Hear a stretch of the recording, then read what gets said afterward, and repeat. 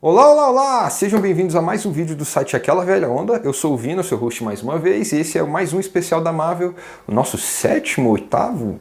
Eu tenho que verificar isso. O nosso filme da vez é Homem de Ferro 3, o terceiro filme da franquia Homem de Ferro, o último da franquia Homem de Ferro, primeiro da segunda fase da Marvel. Sai o diretor Jon Favreau e entra o Shane Black. Eu sou um grande fã de Shane Black, já trabalho com Robert Downey Jr. no filme Beijos e Tiros, que eu acho muito, muito bom, e depois ele fez algumas coisas mais interessantes ainda depois do Homem de Ferro 3. Apesar do Jon Favreau ter saído como diretor, ele continuou como ator do Happy Hogan, o segurança do Tony Stark. Nesse filme, grande parte do tempo ele fica no hospital em coma e o Tony Stark fica pedindo para as enfermeiras para botar Downton Abbey para ele assistir. A sugestão dessa ser a série que ele tem que assistir no hospital é do próprio Jon Favreau, porque ele é realmente fã da série na vida real. Eu lembro, na época, e todo mundo detestou o filme e eu achava estranho, porque eu fui pro cinema e eu gostei bastante dele, e revendo agora, eu gostei muito dele de novo, eu achei ele muito divertido. O Tony Stark tá lidando com estresse pós-traumático, depois de ter passado pelo buraco de minhoca lá no final dos Vingadores e ter enfrentado deuses e alienígenas.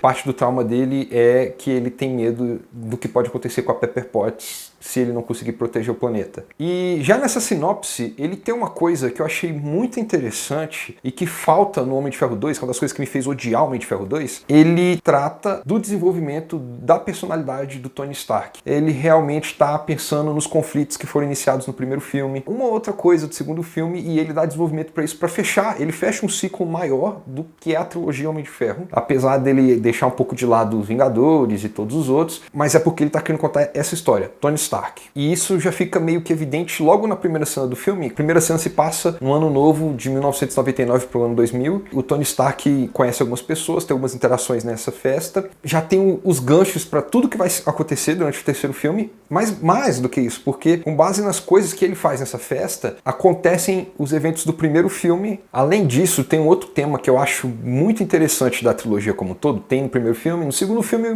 mais ou menos, mas é mais leve. E aqui nesse terceiro é retomado com força total, que é a questão das políticas bélicas dos Estados Unidos e a forma como eles interagem com terroristas e tudo mais. Aqui a gente descobre que tanto o Obadiah Stane quanto os Dez Anéis já tinham alguma influência do Mandarim, e no meio disso tudo o Shane Black faz questão de fazer com que a ferramenta principal do vilão seja o capitalismo, e ele mesmo fala no filme.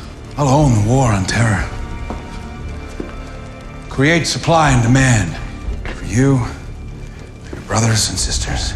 Uma das maiores forças do Shane Black, tanto como diretor quanto como roteirista, é a capacidade de criar diálogos inteligentes e também, na hora de dirigir esses diálogos, dar o ritmo do diálogo. O Tony Stark, o menininho que aparece no meio do filme, os diálogos são rápidos, são divertidos, e aí depois, quando ele quer fazer um outro diálogo mais sério, ele coloca a Rebecca Hall fazendo um monólogo pra Pepper Potts. Diga-se de passagem, eu acho um desperdício colocar uma atriz que nem a Rebecca Hall no papel pequeno que nem o desse filme. Uma curiosidade sobre esse papel da Rebecca Hall, ela já afirmou em entrevistas depois que quando ela foi aceita pro papel, a ideia era que a personagem dela fosse a vilã do filme, só que aí os executivos da Disney, na época, não achavam que uma vilã mulher teria força suficiente para um filme de super-heróis. Mas o monólogo já demonstra a capacidade dele porque ele faz com que a Rebecca Hall faça uma figura de linguagem, ela faz uma analogia com o cara que inventou o foguete, ele faz com que a câmera se aproxime devagar da Rebecca Hall, porque ele quer dar o peso da cena, ele sabe construir o peso dos diálogos. Por outro lado, o Shane Black é um cara apegado a diálogos. Como ele quer fazer essa construção do Tony Stark, aprender a lidar com o sofrimento dele e crescer e descobrir que o que faz ele ser Homem de Ferro não é a armadura, mas ele ser o Tony Stark, ele cria uma trama paralela em que o Tony Stark vai pro Tennessee investigar o Mandarim. E essa parte inteira do filme é um saquinho, em grande parte porque o ritmo do filme diminui, a paleta de cores do filme muda, para que ele possa mostrar esse desenvolvimento em tela por meio de diálogos.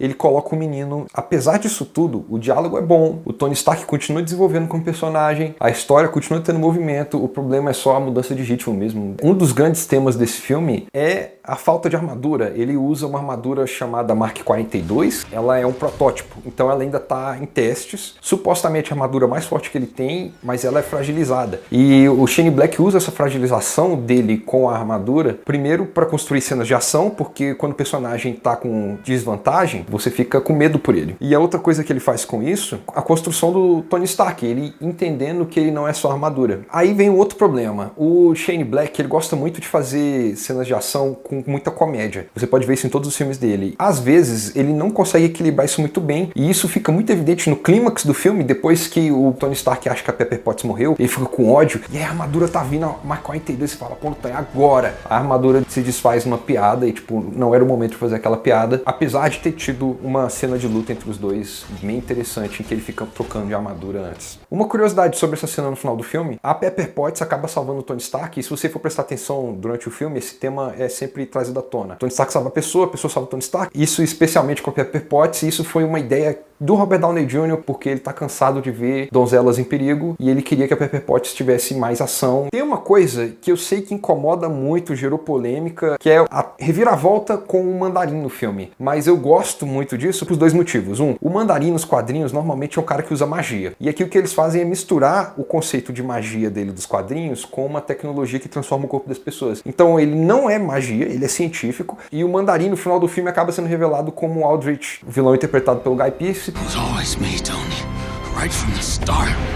I am the Mandarin! Eu gosto disso porque a ameaça de tudo que ele fez durante o filme continua ali. Segunda coisa, que ele é um playboy, empresário, cientista brilhante, ele serve de espelho pro Tony Stark, tudo que o Tony Stark era antes. Uma curiosidade sobre os vilões do filme, na cena do teatro chinês, em que o teatro chinês explode, um dos vilões que tá nessa cena tá sentado próximo na calçada da fama do quadrado onde tá a assinatura do Robert Downey Jr. A história do filme passa em 2012, apesar do filme ser 2013, ele passa um pouco depois do Primeiros Vingadores. No final, eu gosto bastante do Homem de Ferro 3. Ele tem uma estrutura fechada, bem feitinha, o ciclo do personagem é bem contado. Ele é incoerente em relação aos Vingadores e ao universo dos Vingadores, mas dentro do universo do Homem de Ferro eu acho que ele é muito coerente e ele me diverte muito, eu acho divertido, eu acho engraçado, eu acho os diálogos bons, com exceção de um trecho do Tennessee, que é uma meia hora de filme que realmente dá uma guinada que você fica assim, calma aí, que filme que eu tô assistindo aqui? Tá meio esquisito isso. Na verdade, eu acho esse filme até mais divertido do que os Vingadores, que era o filme mais divertido até agora, só que ele é tão mais incoerente que os Vingadores que ele fica abaixo. Então eu coloco assim, tá aqui na média Capitão América,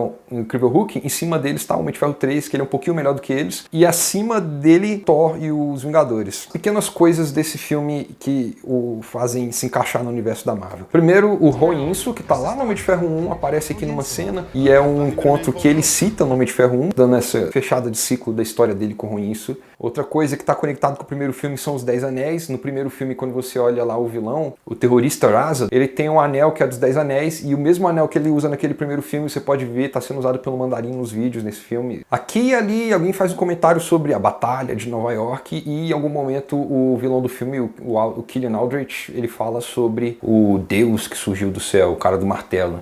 Ever since that big dude with a hammer fell out of the sky, subtlety's kind of had its day. Os medos do Tony Stark e a vontade dele proteger a Pepper Potts, proteger a Terra, vai ser importante para narrativa do Vingadores 2, a Era de Ultron. A cena pós-créditos do filme aparece o Dr. Bruce Banner. Essa cena foi feita de última hora porque o plano inicial era que a cena pós-créditos mostrasse o Tony Stark indo pro espaço, porque o plano era que o Tony Stark aparecesse no filme dos Guardiões da Galáxia. Nos quadrinhos ele já foi pro espaço e encontrou com eles, só que no momento em que eles estavam fazendo e lançando Homem de Ferro 3, ainda não estava definido se o contrato do Robert Downey Jr. seria renovado para mais filmes da franquia. Então, para não fazer uma promessa de aparição dele mais para frente, o próprio Robert Downey Jr. deu a ideia de fazer a terapia dele com o Bruce Banner. E a participação do Stan Lee em um concurso de mísseis em que ele tá lá dando nota para as mulheres que estão desfilando. E é isso aí, gente. Esse foi o nosso vídeo sobre Homem de Ferro 3. Eu já tô pedindo desculpa antecipadamente pela demora. Eu fiquei doente essa semana e por causa disso eu não consegui fazer o vídeo no dia certo. Eu tô torcendo que eu consiga lançar ele até o final do domingo. E eu espero que vocês tenham gostado. Curtam, compartilhem, comentem e até a próxima semana assistam Thor 2, O Mundo Sombrio, para você poder assistir aqui junto comigo.